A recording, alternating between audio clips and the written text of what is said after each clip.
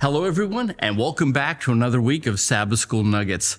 First, before we begin, I just want to say thank you to Cynthia for taking us through last week's lesson, Teaching the Disciples, Part 2.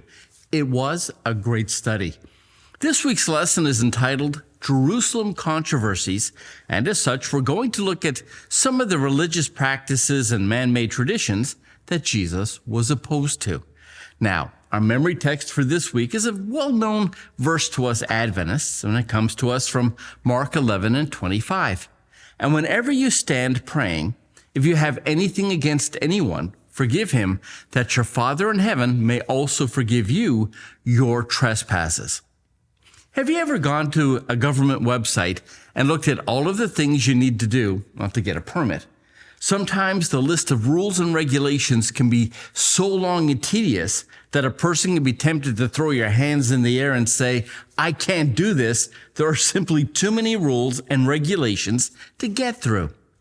Here in North America, we call all of those rules and regulations red tape, meaning the process of getting something done takes forever because there are so many rules to obey and forms to fill out.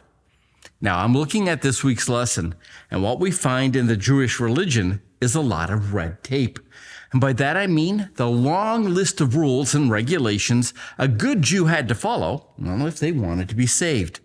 And I'm reminded of how easy it can be for us human beings to take well-intentioned traditions and turn them into religious rules and regulations, as if they were somehow equal to the commandments themselves.